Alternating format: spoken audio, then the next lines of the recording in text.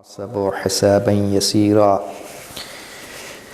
وينقلب إلى أهله مسرورا وأما من أوتي كتابه بشماله فسوف يدعو ثبورا. وقال رسول الله صلى الله عليه وآله وسلم: حاسبوا أنفسكم قبل أن تحاسبوا وزنوها قبل أن توزنوا. وقال الإمام الرضا عليه الصلاة والسلام: ليس منا من لم يحاسب نفسه في كل يوم. صلوات.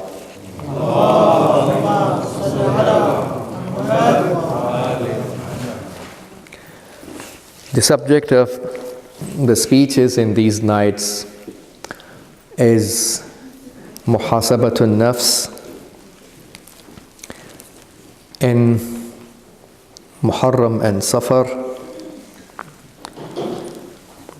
and how we as believers in Imam Hussain alayhi salam are required to prepare ourselves so that we can follow the footsteps of Sayyid al-Shuhada Abi Abdullah al-Hussain alayhi salam.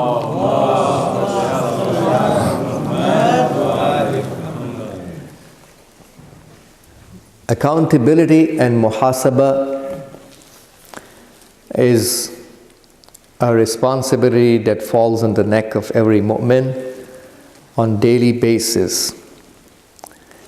This is something that our religion requires from us, and the Prophet and Ahlul Bayt alayhim salam require from us to do it regularly. So much importance has been given to the concept of holding ourselves accountable that if we don't, we are not considered to be one of them. لَيْسَ مِنَّا مَنْ لَمْ يُحَاسِبْ نَفْسَهُ فِي كُلِّ يَوْمٍ. Someone who doesn't hold himself accountable daily is not amongst us. When the Ahlul Bayt alayhim salam say a person is not amongst us, it translates into the fact that he is not a Muslim. Because those who are believers are amongst them. So our very iman and religion and its survival depends on the concept of muhasaba. And Allah subhanahu wa ta'ala is going to give the book of deeds, the book of deeds that me and you, we are all writing with the kind of beliefs that we believe in, the kind of amal that we perform, and the kind of akhlaq and morality that we have. Allah subhanahu wa ta'ala is filling up the book of deeds, Diwanul A'mal, Kitabul A'mal, with all this information. And this information is going to fly on the Day of Judgment. Isn't it right? That's what we believe. Tatayural Kutub, flight of the books. The book of deeds are going to fly like birds. So on the Day of Judgment, the books of people will be flying up in the air. And when they will descend down, that's one of the marahil of the Day of Judgment, one of the stages of the Day of Judgment. And we find that there are people whom we call Ashabul Yameen, who have the book of deeds handed into their right hands. And there are people whom we call Ashabul Shimal, Ashabul Mash'ama, who have the book of deeds handed over to them either in their left hand or min wara'i dhahrihi, from behind his back, or it will be hanging in their necks. 3 policies for different categories of sinners. So anyone who has after the flying of the books, tatayurul kutub, and finally the descending of the books, he has the book of deed coming to him either in his left hand or hanging in the neck or given from behind his back. This is a sign the person is heading towards Jahannam and the hellfire. وَيَصْلَى سَعِيرًا, Quran says, the person who is going to be given the book from behind his back is going to be thrown into Sa'ir. He'll fall in Sa'ir, the hell. So the only ones who are successful are the ones who have the book of deeds handed over in the right hand. فَسَوْفَ يُحَاسَبُ حِسَابًا يَسِيرًا. He will be held an easy accountability.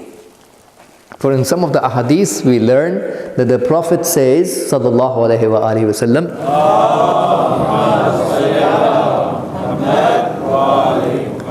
that the duration of hisab and accountability of a mu'min is like a salatul maktuba.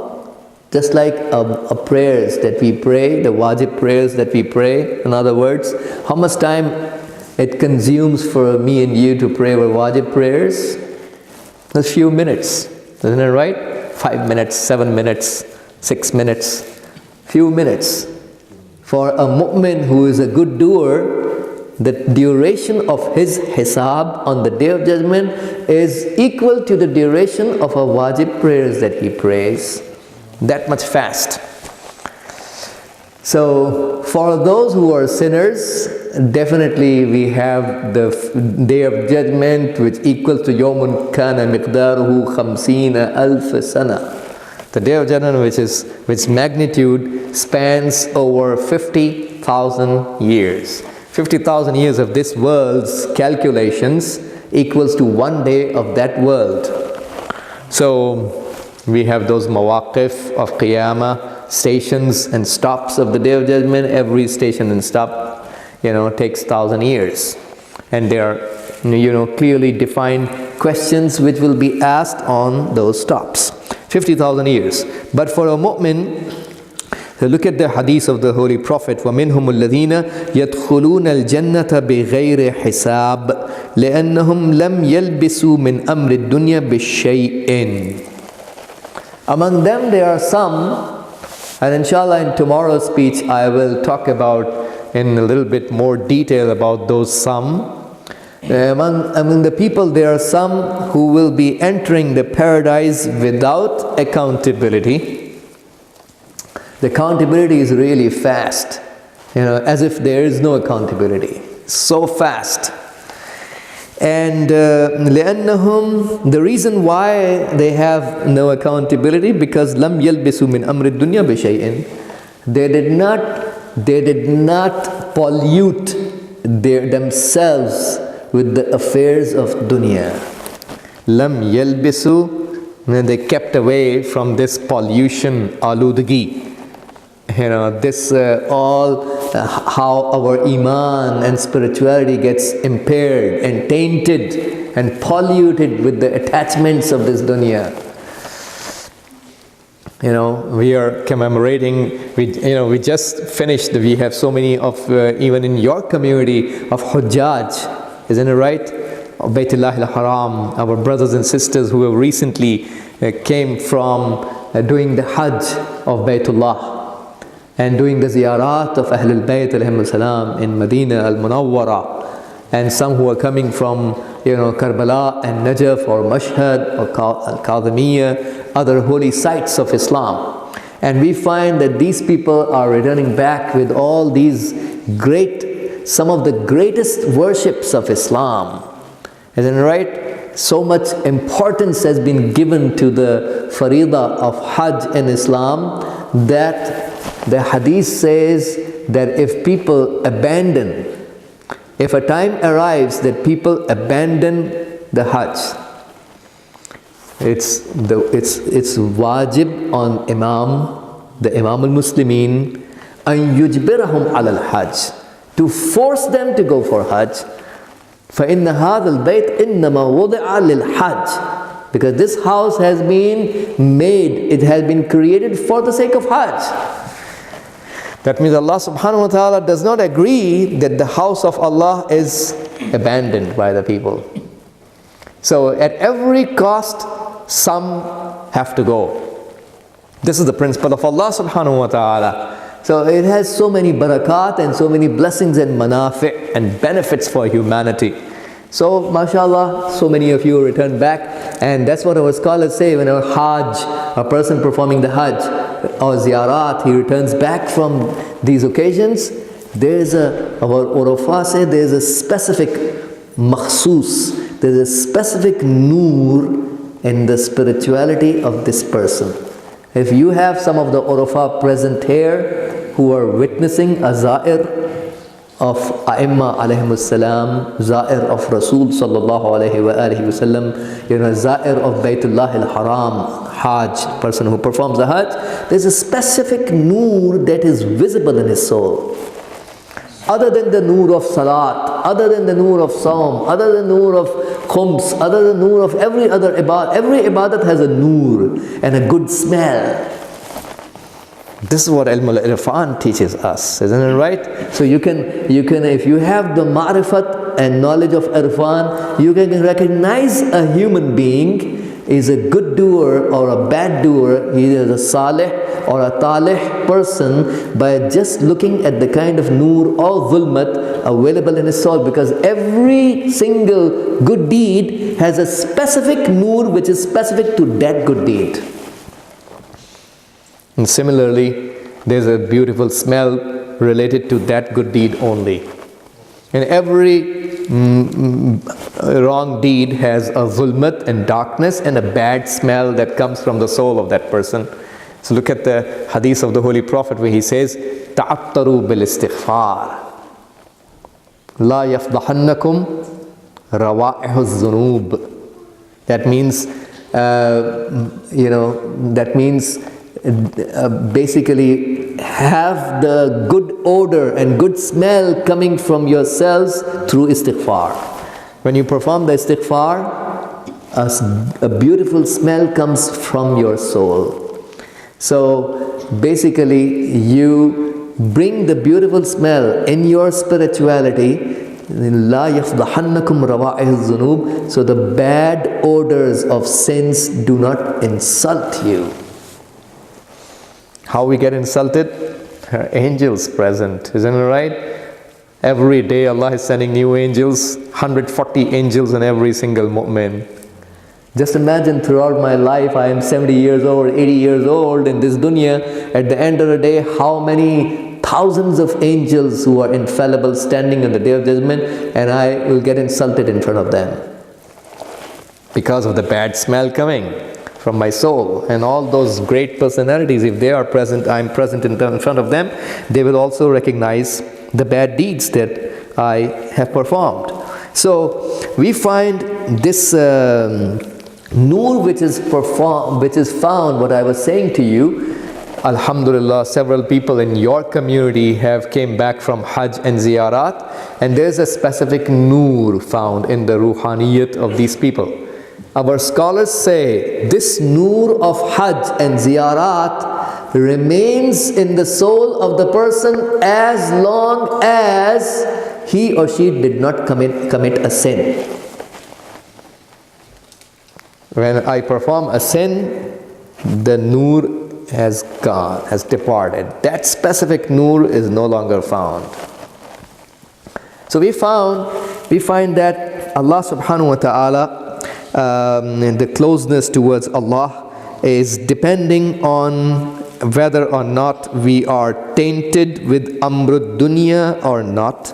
So those who are not tainted, those who are not polluted with the attachment of dunya, for them, they're going to, Prophet says, يَدْخُلُونَ الْجَنَّةَ بِغَيْرِ حِسَابٍ. They're going to enter the paradise without accountability. وَإِنَّمَا الْحِسَابُ, Prophet says, إِنَّمَا الْحِسَابُ هُنَالِكَ عَلَى مَنْ تَلَبَّسَ بِهَا هَا هُنَا. Accountability there, hisab there, that means in the day of judgment, is for the person who is mutalabbis bid dunya, for the person who has, polluted himself in this world right here. If I manage myself to be protected and kept away from the getting polluted, then there is no accountability. One of the teachers was telling me, that,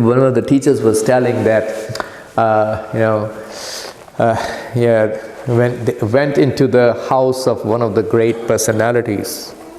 We have very great personalities in our hawzat, Awliyaullah, living in very simple houses. If you look at their housing, you would be surprised. The kind of houses that they live in, it's such a simple house made of mud or clay or bricks, whatever, and you go inside, you find this is the biggest philosopher in the world living in this shanty house. Or the biggest mufassir of Quran in the world right now is living in this kind of simple house. That's the situation of our houses. So you go and see these awliyaullah, these great personalities, and one of the scholars was telling that I went there in the house of a great personality. There's such a simple way of living, avoiding the pollution of this dunya. Why they have the less accountability? Because they don't allow their spirituality to get polluted. And he said to that great person, you are really leading a very simple life. That's too simple. And he said, the answer to your question, I have already written on the wall. When he looked up and saw on the wall, there was written, هَذَا لِمَنْ يَمُوتُ كَثِيرٌ. This is a lot for the one who is going to die. Even this much is a lot for the one who is going to die. So we understand, brothers and sisters, that holding ourselves accountable, which is the subject of my speeches in these nights, if we can hold ourselves accountable if we remember the phenomena of death. This is the key. If we fail to remember the phenomena of death, a human being gets polluted and polluted further and further, entrenched into the love of dunya and its belongings. So they say if you want to travel, you have to travel light. Isn't it right?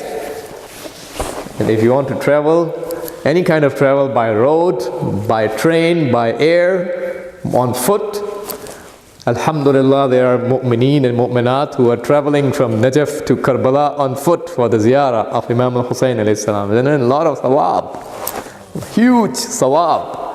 Imam al-Hassan al-Mujtaba alayhi salam,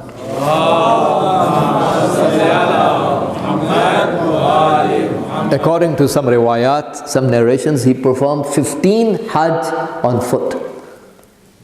And some of the riwayat said 20 hajj. So minimum 15 hajj. And in some of the occasions he has, very nice markab, horse, animal right next to him. He's not riding the animal. And somebody asked him that you have an animal with you and you're not riding it. He said, I feel haya and sharm. I feel hesitant before Allah subhanahu wa ta'ala that I come to Him riding an animal. This is kind of the ma'rifat that Ahlul Bayt enjoy, and that's what they are teaching us. They are keeping their lifestyle as simple as possible. This is why they have the Nuraniyat. So Salman al-Farsi, rahmatullahi alayhi wa salamullahi alayhi, is a person who became the wali of Madain with the permission of the wali of the time. Wali of the time definitely is Amir al-Mu'mineen wa Imam al-Muttaqeen Ali ibn Abi Talib alayhi salatu wa salam.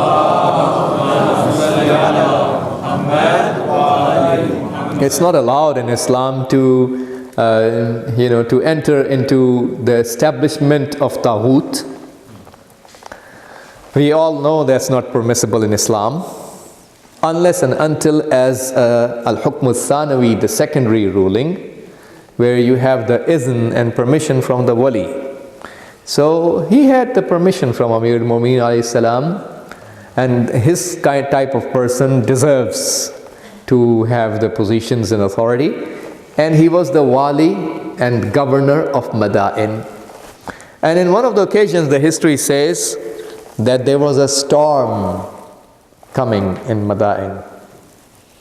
People are rushing, and gathering their stuff. And if you happen to remember what happened in Florida, what happened in Texas a while ago, isn't it right? They opened both sides of the freeways, going towards up north towards Dallas from Houston, so people can rush out of the city of Houston in the case of a hurricane, isn't it right? So those who are there can tell you how a person feels when this kind of natural disaster happens. You really have very few minutes to go out of that area, affected area. So people are rushing to get out of this storm. And somebody came to Salman al-Farsi and told him there is a water storm happening. When he heard the news, the narration says he picked up his mushaf, his Quran. He has an asa, a stick. The hadith says, "Man balagha al-arba'in falam ya'khudh al-asa faqad asa." Whoever reaches the age of 40, whoever reaches 40 and did not pick up a stick, he did a sin. Now this is the zahir of the hadith. Some of our scholars say the batin, the ihtimal and the meaning of the hadith is that anyone who reaches the age of 40 and does not get prepared for the safarul akhirah, the travel of akhirat, has done a sin. Because picking up a stick is a sign for travel. When do you pick up a stick? Because you want to stand up and go and move.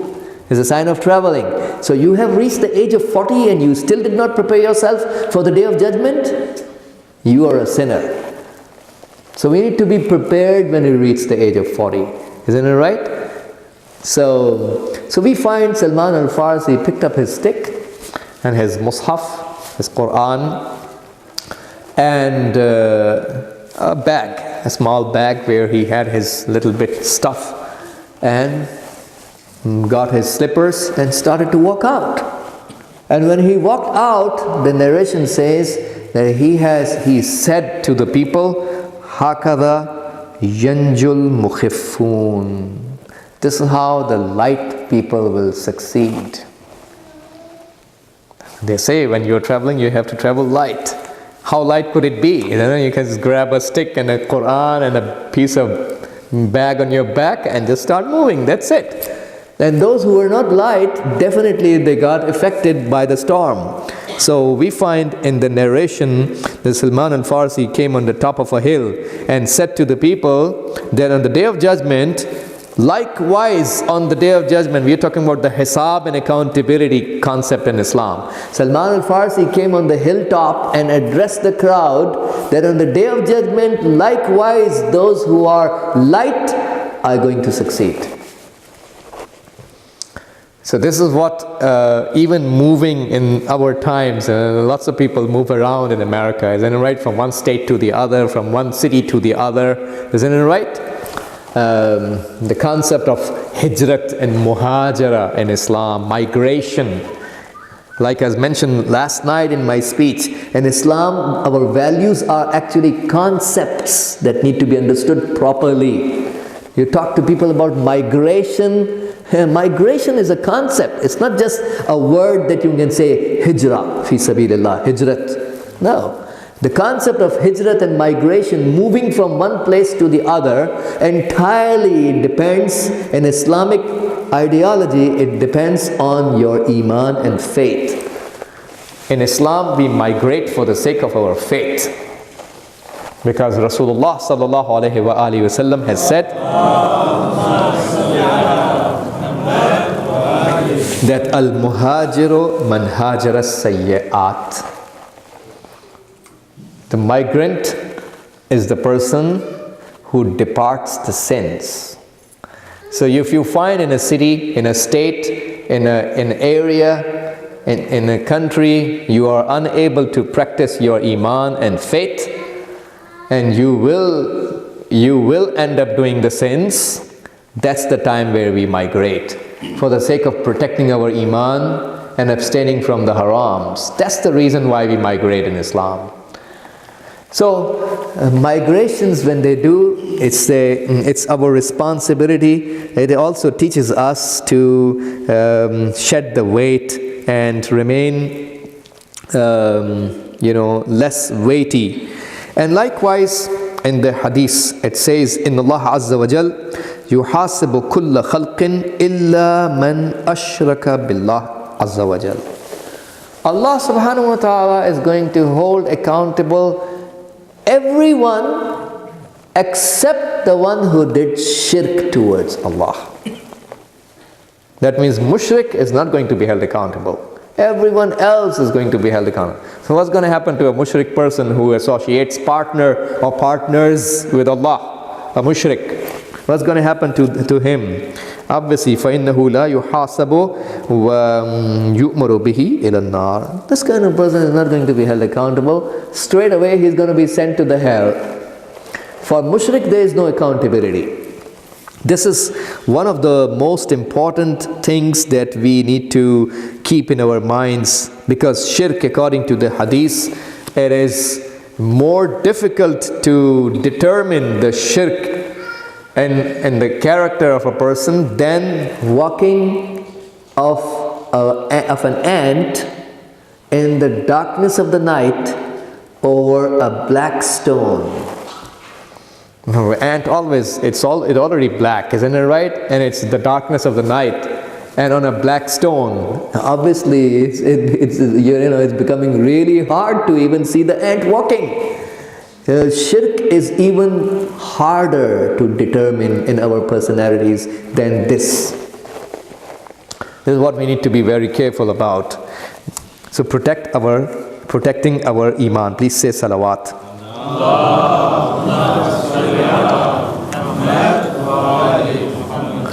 Ayatollah Mirza Jawad Tehrani, rahmatullah alayh, one of our great scholars and very extremely pious personalities. Some of the scholars are really pious.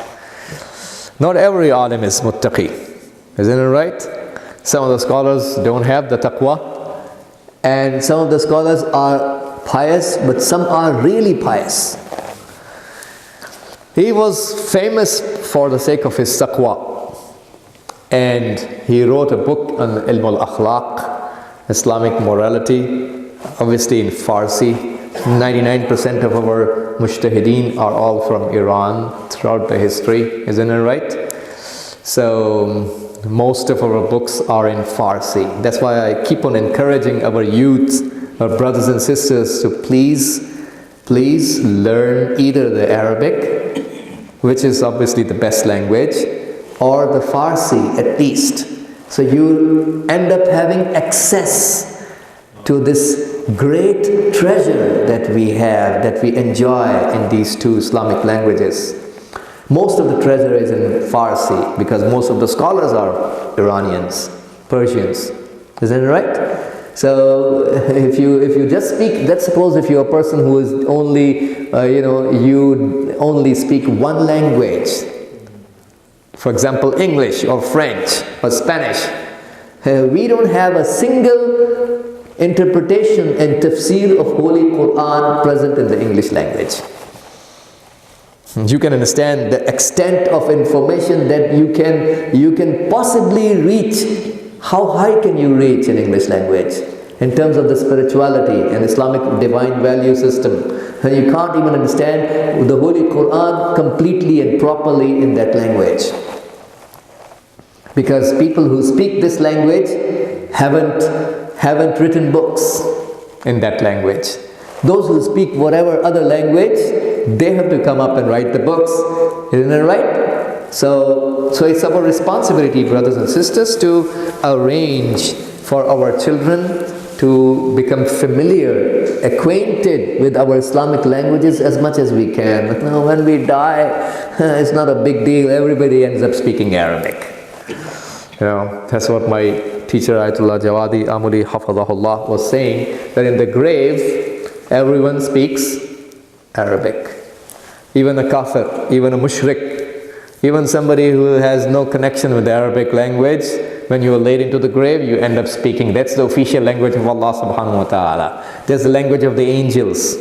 It's not a big deal if me and you end up speaking Arabic in the qabr, because that's even a kafir is going to do. What's the big deal about us?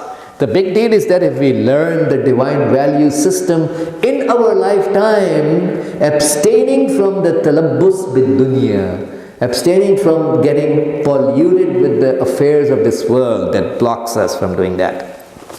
So we find that Ayatollah al-Uzma Mirza Jawad Tehrani rahmatullah alayh, such a great scholar, he wrote a book in Farsi, Ilm al-Akhlaq, Ain-e-Zindagi. That's the name of his book. That means the code of life.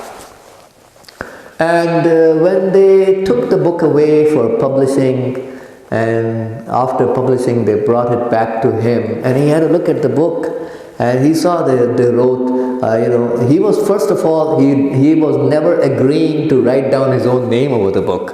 He said, I wrote it for the sake of Allah, not for the people.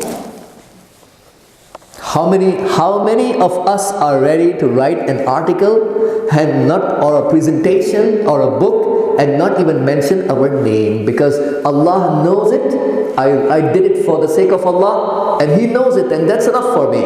I don't need no recognition from nobody. How many are like this? That's why I said in the beginning that some of the scholars are really pious.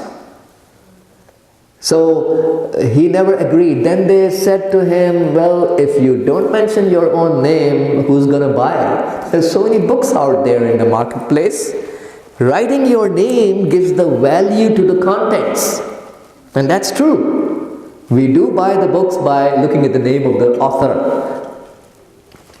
We buy the books by looking at the name of some great mujtahid who's an expert of Islam, not just any person out there. There's so much disinformation in the name of Islam, which is probably more than the information. So he agreed with that reasoning, that his name be mentioned, and then they went away and they published the book and they brought it to him and they wrote Ayatollah Mirza Jawad Tehrani. He took his pen and he erased the word Ayatollah. This again shows the modesty and tawadu of the person. Isn't it right? There are some people who are ready to, some sinners like me, who are ready to ask the people. There are people who are themselves asking the people to write down alqab and titles in front of their names. Ayatullah or Allama or whatever other titles. Isn't it right? If you are muhtaj towards the titles, that means you are not a scholar. A scholar is the one who his own ilm and taqwa speaks for itself. You don't need titles or prefixes towards your names or other things added for you to be introduced. Allah subhanahu wa ta'ala, man tawada'a, the hadith says from Rasulullah sallallahu alayhi wa sallam, man tawada'a rafa'ahu Allah. Whoever does tawadu and modesty, Allah elevates him. Allah will arrange ways and means that you yourself will get elevated by Allah subhanahu wa ta'ala. وَمَن تَكَبَّرَ أَظَلَّهُ اللَّهُ. And whosoever performs takabbur and arrogance, Allah downs him, Allah insults him. So we find that nowadays this is another bad tradition existing in the society, that people are themselves adding these kind of alqab in front of them. And and not just that, but then they become, so much centered and focused over their own personalities. Where people end up saying, no, this guy, he's an allama, this is a great scholar, he's an ayatollah. He says that. The people think that just because he is such a great person, he can never be wrong. This is not the right way of judging any person.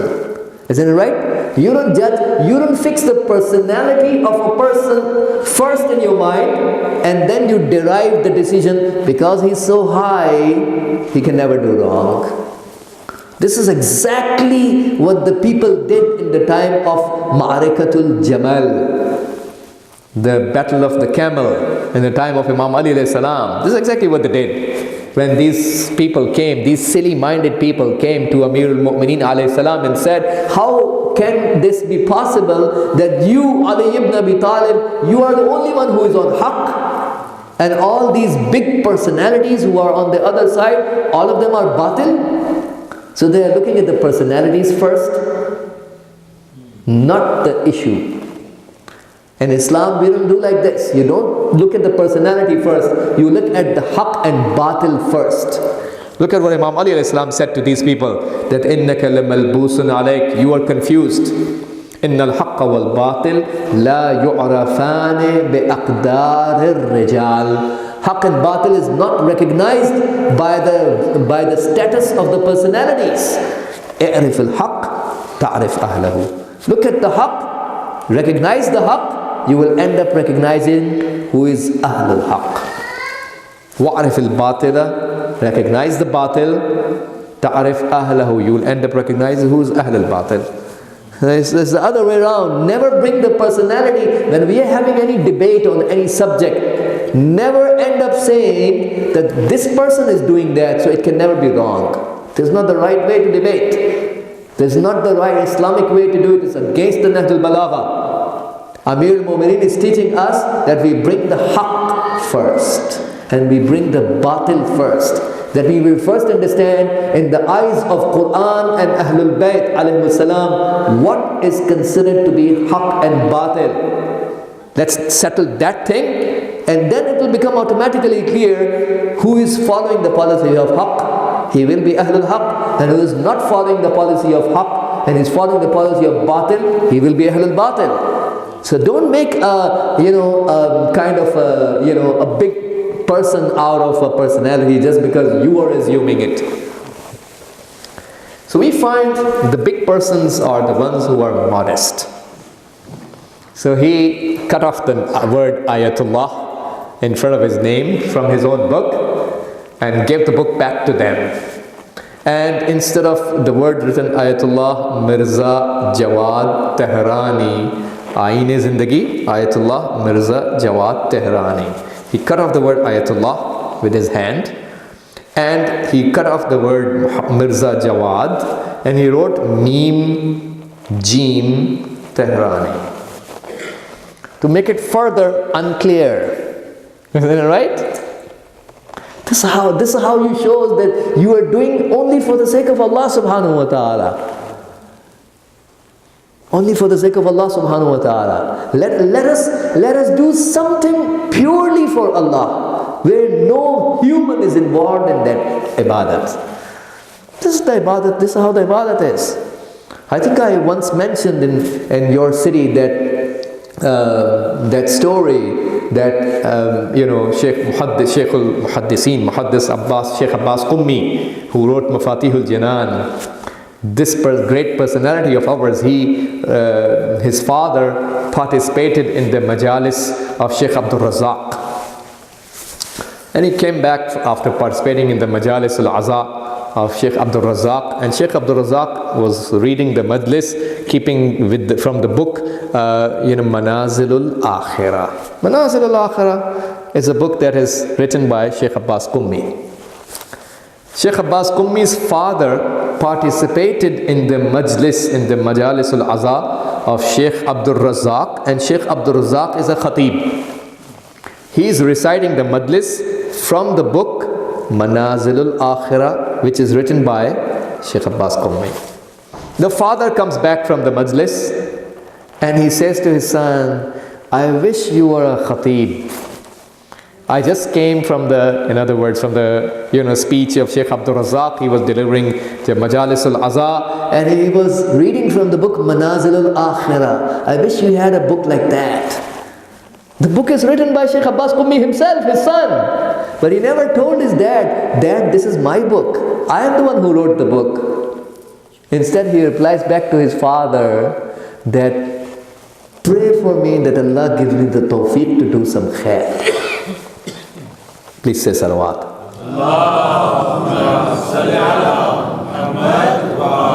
We are talking about the concept of ikhlas and keeping away from the shirk. Isn't it right? Because if a person has shirk, because riya and associating, riya is also associating partner with Allah. Doing something for the sake of the people, for getting recognition from the people, getting praise from the people is also shirk. Isn't it right? A person who is mushrik has no hisab on the day of judgment, and the mushrik person is going to be sent to the hell without accountability. So this is how the ikhlas is maintained, by keeping away from any kind of recognition, that our nafs, our desires can ever ask us. We find that there was a mujtahid, Ayatollah Sheikh Hassan, rahmatullah alayh, Sheikh Hassan Ali. He used to personally go and drop some money, some stipend in the house of a talib al-ilm, a religious student. The Tulab ad-Diniya, the religious students usually, obviously, who are studying in various houses of Islam, usually they are very poor people, isn't it right? There is nobody to take care of them. So this great mujtahid, he used to go himself and give some stipend regularly to a student. For 12 years, he continued to do that without telling that student that it's me who is doing it. Till the day the history says that this mujtahid died, and only then the student discovered that it was because he didn't receive any money any further. Then he discovered that this stipend, this help, I was receiving from that mujtahid. This is how we are supposed to learn these small, tips in our life. If I do something good towards my brother, if you help out your uncle, your aunt, somebody, your relatives in your life, there are people who always keep on mentioning the little good deed that they did towards their relatives, isn't it right? Every gathering they sit to talk about their good deeds. You know what? I helped my brother to do this and this and this. Why are you talking about that? Just hide your good deed from other people. At least keep some of the good deeds for the sake of Allah purely. So no one knows. Only Allah subhanahu wa ta'ala knows that. Keep the value of your good deeds. Don't destroy the greatness of your good deeds. Salawat.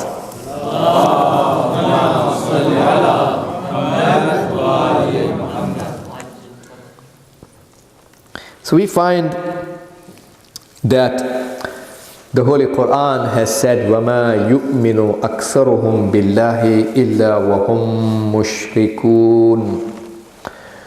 Most of those who claim the Iman, have idda'a of Iman, are mushriks.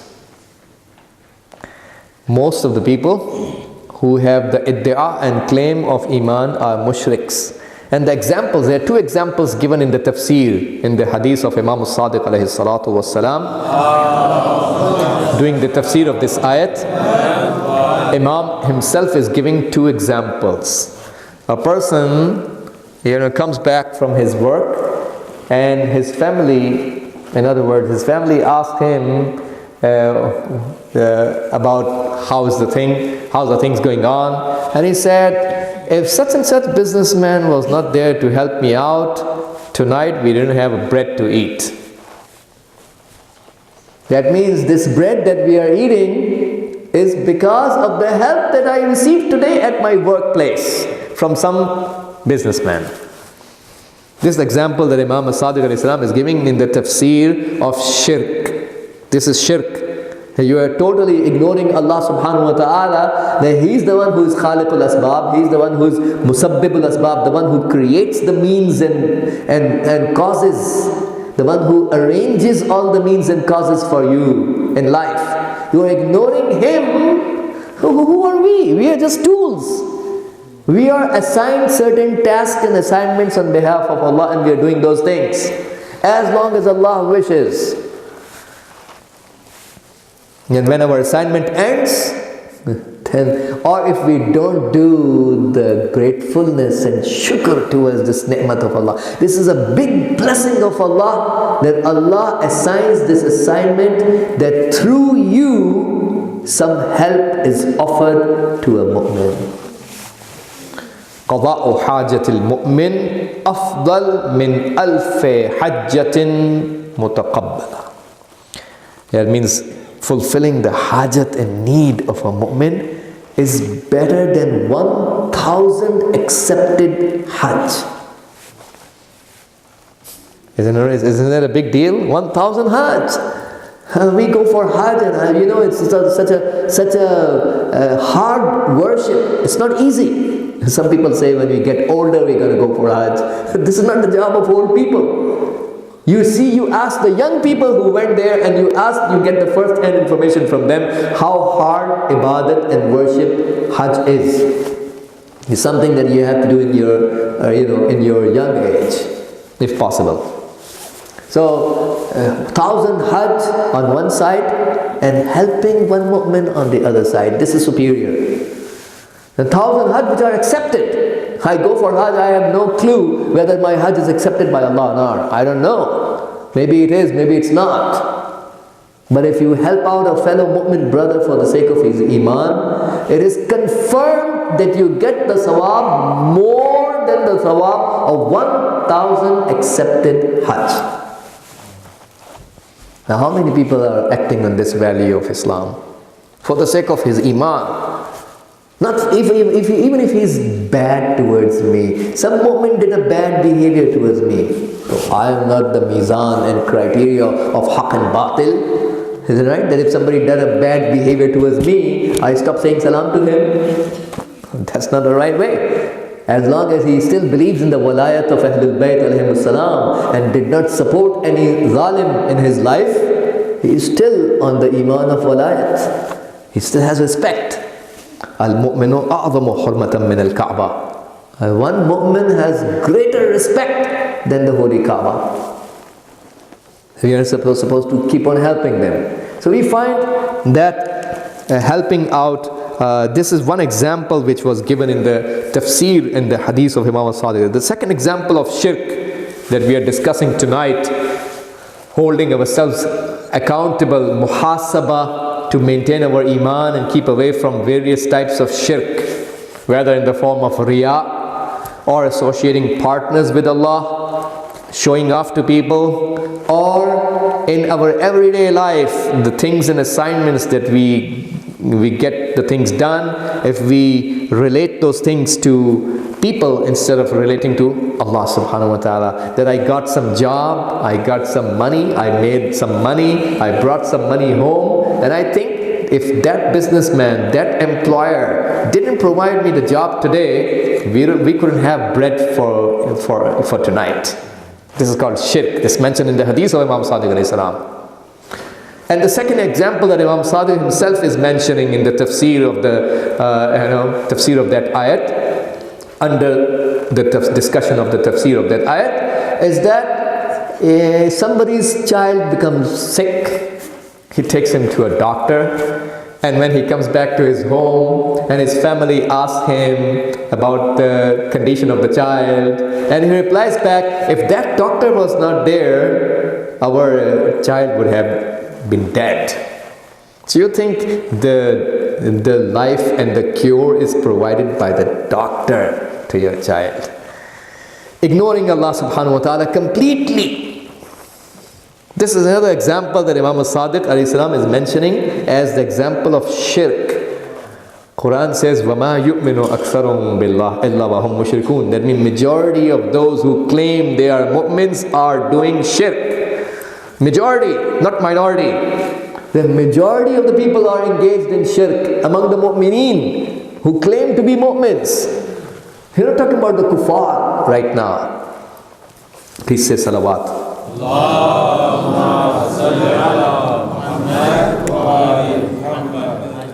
And then we find وَأَمَّا الثَّلَاثَةُ الَّذِينَ يُدْخِلُهُمُ النَّارَ بِغَيْرِ حِسَابٍ. Like I said to you in the beginning minutes of my speech, that inshallah I'll talk about those who are going to go to paradise without accountability tomorrow, inshallah. So the hadith which I want to mention tonight was about those who are going to go to the hellfire without hisab. 3 people in this hadith. Imamun Ja'ir. The first is the zalim ruler. Zalim ruler has no accountability. The hadith tells us that, zalim and all of his supporters will be gathered together. And Allah subhanahu wa ta'ala is going to put them in a box of steel. Sundukun min hadid. A box of steel. Zalim and all of his supporters. Supporter can be anyone, isn't it right? Even if you can pick up a pin and put on the table of a zalim. This is enough for us to be counted and to be resurrected along with that zalim in the day of judgment. Or any other example that you can think of. So, and then this box of steel, when they're all packed in the box, and this box is going to be thrown into the hell. This is about the zalim. Zero accountability. Allah has certain principles, isn't it right? He's going to go by the books. He's not going to violate his own laws. So, first, person without accountability into the hell is the zalim ruler. وَتَاجِرٌ كَذُوب. And a businessman that lies. Let's suppose you have an auto dealership. People buy cars from you, isn't it right? How many people tell the truth when they are selling the cars? What is under the hood? If you know there's a problem in this car and you still did not tell your client about the problem that you know, is it allowed in Islam to sell the car like this? And if you say this car is fine, there's nothing wrong with it, and you know what's wrong, but you are hiding it. You're not going to bring a haram bread for our children, isn't it right? So tajirun kadhub, a businessman that lies a lot. One person said that it's 40 years in my life that I'm doing such and such business. I never lied in my transactions for one day. This is a value that we need to cherish about. If I made a money, I did my job, I worked in a workplace, and I never lied while making the money. This is what counts. Tajirun kadhub. Some people say if you don't lie, you can't make the money. Isn't it right? That's what some people say. You think the money is because of lying, not because of Allah? Is that what you think? Is the lie which is providing you with the wealth? So this is the second category of person who's a liar businessman is going to go to the hellfire without accountability. Imam Sadiq alayhi salam is telling us. And the third person is Shaykhun Zanin, an elderly person who performs zina. So there is definitely no accountability for that. When you reach the age of 40, obviously this is our deadline, isn't it right? So we need to be aware and we need to be careful about that. And before I come to the end of my speech, we find that, please say salawat.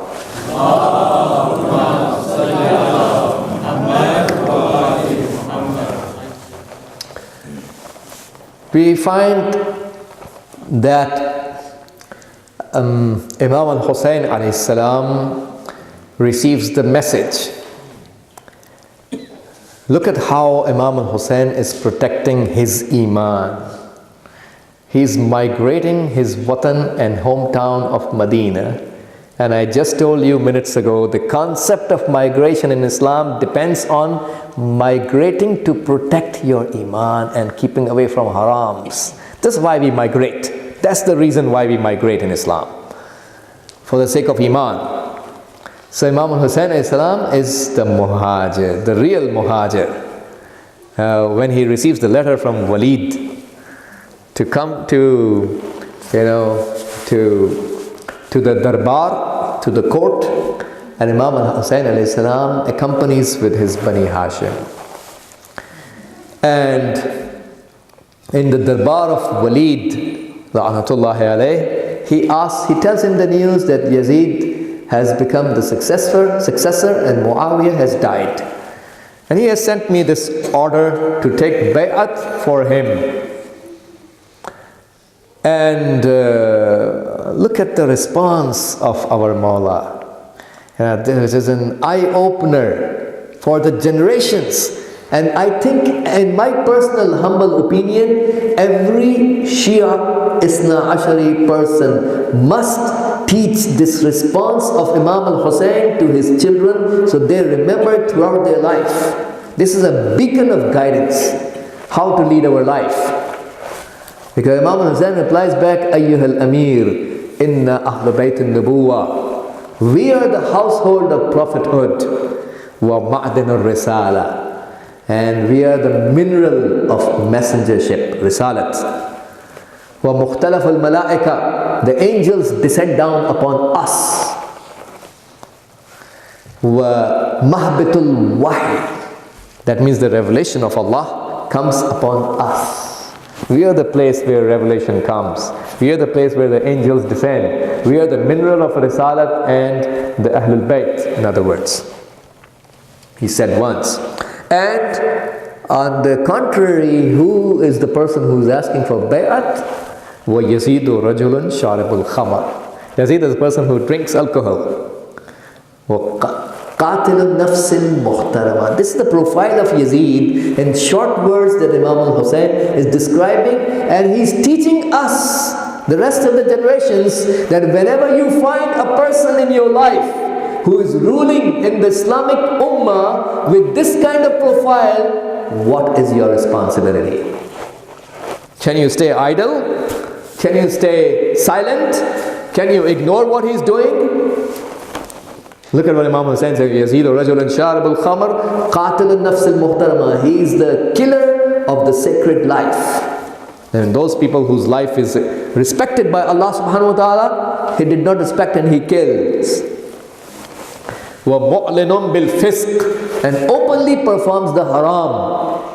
And then Imam Hussain Islam says, وَمِثْلِي لَا يُبَايِعُ مِثْلَهُ. And a person like me is not going to do the bay'at of a person like him. This is the policy. It's an eternal policy that Imam Hussain is teaching us.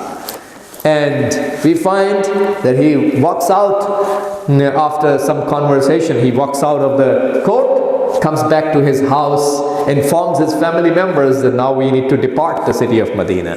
Now everyone is preparing for the departure. Abdullah ibn Sanan al-Kufi, one of the followers of Ahlul Bayt, he is from Kufa. He says in his narration, that was the same day when I entered into the city of Medina. It was the same day when Abi Abdullah al-Hussain alayhi salam was leaving Medina.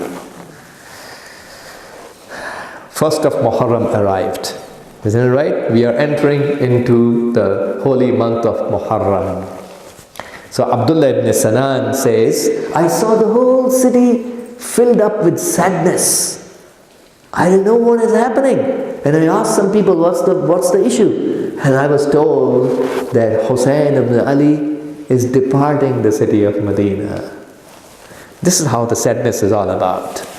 So he says, tell me his house so I can go and see my Mawla. So somebody told him that about the direction of the house of Imam, and he went there and he says, I saw Imam al-Hussain is sitting next to the door of the house outside, sitting on a chair, and he says there are camels who are brought in a row, in a line, when the camels are brought, and then the loads are loaded on the camel, and they were taken away. And then another camel was brought with the mahmil, to carry the people. And one lady comes out in hijab. One respectable lady of Ahlul Bayt comes out with hijab. There is a young boy, he's referring to Qasim ibn al-Hassan. There's a young boy who comes forward, helps out that respectable lady to ride the camel with a lot of respect. So we understand this is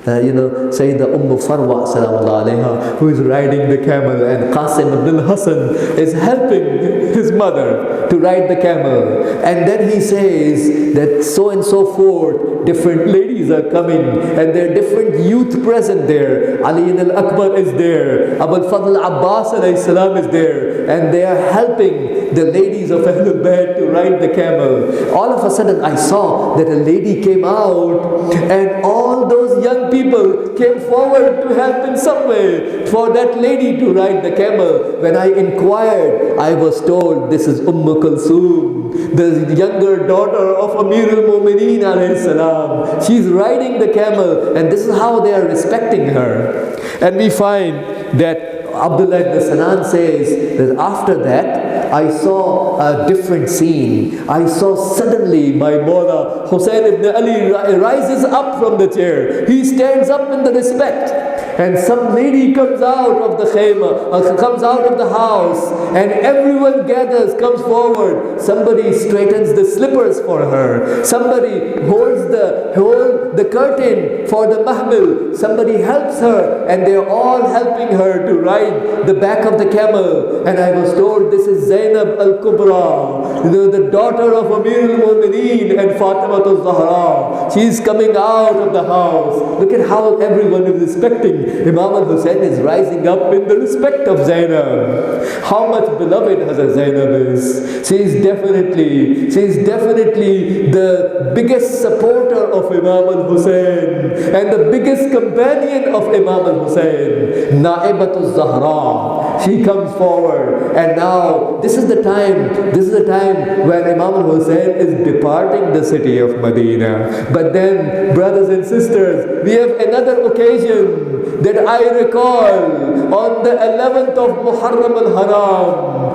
after Ashura, when this qafila, when this caravan of Ahlul Bayt was departing Karbala, and we find Hazrat Zainab al-Kubra. She is the one who comes forward to help Imam al-Sajjad alayhi salam. She is the one who comes forward to help Fidda salamullah alayha, to help the rest of the ladies and help everyone, those who are riding the camels. She helps everyone to ride. When the turn comes for her own self, we find the narration tells us, sometimes Hazrat Zainab, she looks at the height of the back of the camel, and sometimes looks at her own weakness. Zainab al-Kubra is now very weak after all the masa'ib that she has faced in Ashura. She is the Ummul Masa'ib. And now, at that time, Zainab al-Kubra is alone. No one is there to help her to ride the camel from Karbala.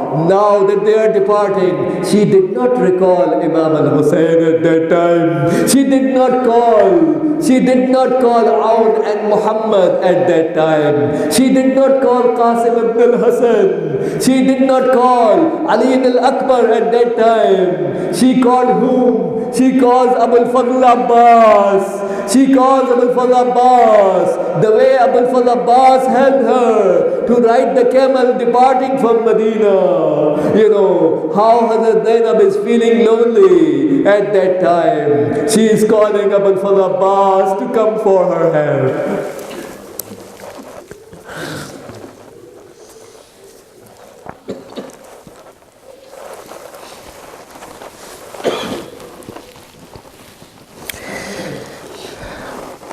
ألا لعنة الله على القوم الظالمين وسيعلم الذين ظلموا أي منقلب ينقلبون إنا لله وإنا إليه راجعون إلهي بحق الزهراء وأبيها وبعلها وبنيها والسر المستودع فيها. يا الله يا الله يا الله يا الله يا الله يا الله يا الله يا الله يا الله يا الله. اللهم انصر الإسلام والمسلمين واخذل الكفار والمنافقين. اللهم انصر من نصر الدين واخذل من خذل المسلمين. اللهم انصر واحفظ وأيد علماءنا الربانيين ومراجعنا الربانيين، لا سيما الولي الفقيه قائد المسلمين. اللهم انصر جيوش المسلمين وعساكر الموحدين. اللهم فك عن الأسراء المسلمين. اللهم وفقنا لما تحب وترضى، وعجل في فرج مولانا صاحب الزمان، واجعلنا من أنصاره وأشياعه وأتباعه وأعوانه بجاه محمد وآله الطاهرين. Let's read the Ayat al-Karima 5 times for all the mu'mineen, especially those who have requested for dua, and all the mustadafeen and mahrumeen and mazlumeen in the Islamic Ummah, especially those who are defending the haram of Sayyidah Zainab sallallahu alayha. A'udhu billahi minash shaytanir rajim. Amman yujibul muttarra idha da'ahu wa yakshifu as-su'. Amman yujibul muttarra idha da'ahu wa yakshifu as-su'. أمن يجيب المضطر إذا دعاه ويكشف السوء. أمن يجيب المضطر إذا دعاه ويكشف السوء. أمن يجيب المضطر إذا دعاه ويكشف السوء. اللهم صل يا حسين.